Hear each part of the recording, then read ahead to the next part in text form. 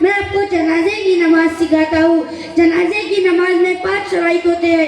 Number 1 میت کا مسلمان ہونا، نمبر 2 میت کا پاک ہونا، نمبر 3 میت کا کفن پاک ہونا، نمبر 4 میت کا سطر ڈھکا ہوا ہونا، نمبر 5 میت کا نماز پڑھنے والوں کے سامنے ہونا۔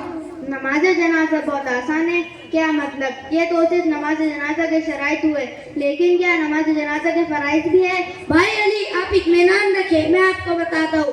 ہاں، جنازے کی نماز میں 2 فرائض ہوتے ہیں۔ نمبر 1 4 مرتبہ اللہ اکبر کہنا یا ہر تکبیر قیام 1 رکعت کے ہے۔ نمبر 2 قیام کر کر نماز جنازہ ادا کرنا، جس طرح فرض اور واجب میں قیام فرض ہے اور نماز جنازہ میں 3 سنتیں ہیں۔ نمبر 1 اللہ تعالیٰ کی حمد و ثنا، نمبر 2 نبی صلی اللہ علیہ وسلم پر درود شریف بھیجنا، نمبر 3 میت کے لیے دعا کرنا۔ بھائی عبداللہ، آپ کے سمجھانے سے معلوم ہوا کہ واقعی نماز جنازہ بہت آسان ہے، لیکن پھر بھی مجھے ایک بات سمجھ نہیں آ رہی ہے۔ بھائی علی بتائے وہ بات کیا ہے، میں آپ کو سمجھانے کی کوشش کرتا ہوں۔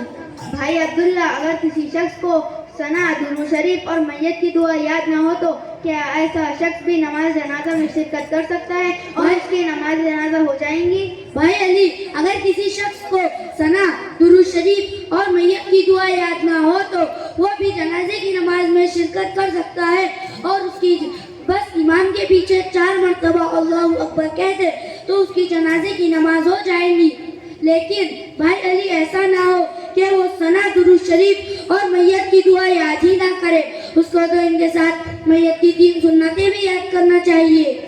الحمدللہ بھائی عبداللہ، آج آپ سے سمجھانے سے معلوم ہوا واقعی نماز جنازہ بہت آسان ہے۔ انشاءاللہ اب سے میں بھی نماز جنازہ ادا کروں گا اور دیگر لوگوں کو بتاؤں گا جو لوگ جنازے کی نماز نہیں پڑھتے بلکہ الگ کھڑے ہو جاتے ہیں کہ آ جاؤ، نماز جنازہ بہت آسان ہے۔ امام کے ساتھ کھڑے رہ کر کم سے کم صرف اور صرف 4 مرتبہ اللہ اکبر پڑھ لو۔ جزاک اللہ بھائی عبداللہ۔ بھائی علی چلے، عشاء کا وقت قریب ہے، آج جمعہ جی کی نماز جنازہ بھی ادا کرنی ہے۔ جی بھائی عبداللہ، ضرور چلیے۔ السلام علیکم ورحمۃ اللہ وبرکاتہ۔ وعلیکم السلام ورحمۃ اللہ وبرکاتہ۔